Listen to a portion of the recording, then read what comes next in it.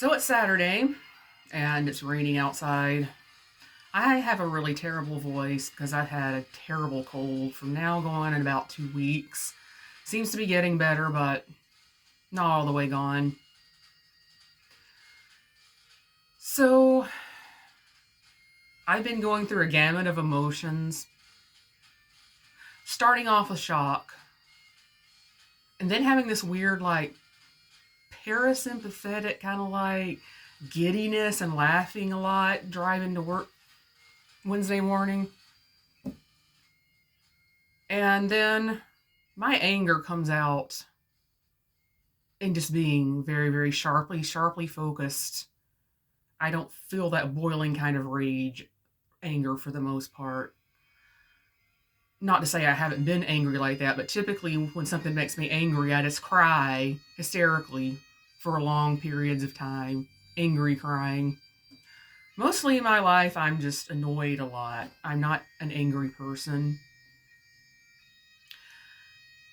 I want to have this message up here to give women some tips. I am a straight woman, so I'm only talking from the perspective of a straight woman. I don't know what it's like to be a person of color.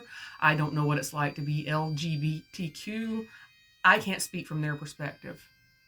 I want to give my fellow women some tips to survive the next 4 years. The first thing that I would do, if you're on the fence about divorcing your husband, jump off the fence because it's collapsing, go ahead and file for divorce. And the reason I'm saying that is even though there's no specific language in Project 2025 about ending no-fault divorce, if Roe v. Wade got turned over and we're going to have all of the branches Republican, what's to stop Republicans from repealing Reagan's signature into law, no-fault divorce? There's nothing to stop them. There's already 5 states that already have it on the books to pass this law in that state. What's to stop it from becoming a national undoing of that law? So go ahead and file for divorce if you're on the fence. Also, if you're on the fence about having children, get off that fence too. Do you really want to bring a child into this world? Go ahead and schedule a surgery to be sterilized. Just go ahead and do it. The time is now.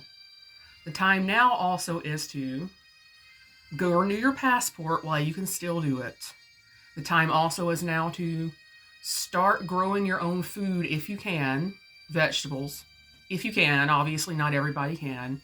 Having chickens to lay eggs if you can.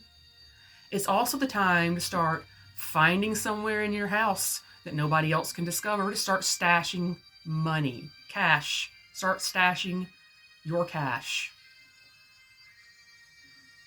And start taking some self-defense classes. And start carrying some sort of personal safety device. And I'll let you, to your interpretation, which one that you want to carry. Start carrying that. One thing that kind of made me happy was it's not even been a week since he got elected. And there are already people who voted for him who are regretting it because they're finally finding out what a tariff actually means. They're finally understanding that if the Department of Education gets demolished, then no doubt many Trump supporters have children with special needs. Their individual education program need to wave it goodbye. Not going to get it anymore. Not going to get Social Security anymore if it comes to enacting everything in Project 2025. Not going to have food protections anymore, drug regulations anymore, environmental protections gone. Trump's probably going to want to come out, withdraw from NATO, wouldn't be surprised. He wants to use the military against citizens to the point, he said it so many times, that the Pentagon had to call an emergency meeting to discuss the fact that he is now going to be the president. The Pentagon. Not even kidding you. So, it's always been a thing with the misogynist and men that really want to do harm to women. They're coming out in droves. There's this guy named Nick Fuentes. I guess he's a podcaster. I'm not sure what he is, other than being a neo-Nazi.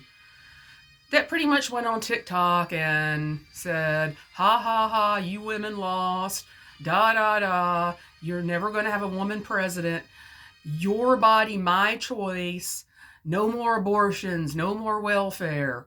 I really want to hope you watch your back, because you are now losing again. You're never going to win. Basically a bunch of hateful rhetoric. And of course, Andrew Tate had to weigh in on this election. And then, of course, all these men, directionless young men, are out there going around and telling women, ha ha, your body, my choice. Pretty much going online and saying, I can't wait until you ladies get raped. And pretty much going online and saying, we're going to kidnap you and make you into our schmeck's slaves. Out there being aggressive to women, just walking down the streets. Especially the black women. Oh, and there's this group, I don't know if it's new, but this is the first time I've heard of this group, called the acronym WAR, WAR, which means Whites Against Replacement, who are out threatening little children of color that are just trying to go to school. This is literally happening. All emboldened by the Cheeto Fuhrer. All emboldened by the fascist that's going to be our president. And all these scary people he's going to pick. And dismantling, firing everybody in federal government positions and replace them with his supporters. Every single one of them. Trying to make the bipartisan military conservative military. So, now I'm going to jump to, well, let me start here. In my original version of Thrice, which I'm going to talk about again in a minute, the book, Harlow was a little bit different of a person. And she had a friend named Daphne that one day she had defended Daphne against this creep. And Daphne was like, I'm so glad you were here to stick up for me. I couldn't have done that. And Harlow in that version said, if there's a choice between fight, freeze, or flight, I always pick the fight. Elaine always picks the fight. Now, there's something that you probably don't know about me, and I would show you one of the best ones that we have, but I don't know if it's allowed on YouTube.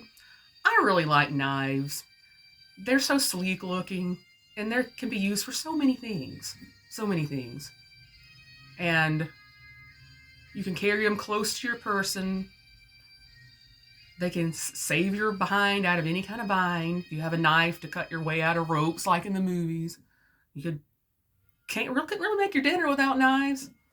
They're easy to clean. For the most part, they're lightweight. They can't accidentally go off like a gun.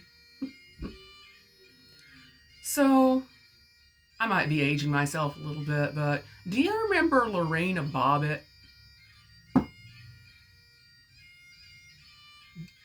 Do all these dudes want to be Lorena Bobbited? Because that's what's going to happen when they come attack us in the street. Is we're not backing down. We're going to fight. Not afraid of them. Bring it. Bring it. Anyway, in conclusion, if I can find the right thing to grab, I encourage everyone to buy Thrice a Peculiar Love Story. It's an Amazon Kindle only. It's only $3.99, and it's fairly short. It's like 160 pages. I think it says 160 pages if you print it. It has a message in it, I think, now more than ever, we need to hear. And I'm not saying I'm the best writer. I've never, been cocky about my writing abilities. I don't think I'm Tolkien's, level or whatever, Stephen King level writer. I've never thought that. A lot of indie writers do, but I don't. But I think the message in it is something that we need, of hope and of overcoming and of helping someone else on a small scale, because you can't fix global conflict, but you can help someone. Anyway, everybody have a good of a day as you possibly can, a good of a week and month. I don't know how often I'm going to be doing YouTube videos until at least next January when I start writing again. So, if something like just really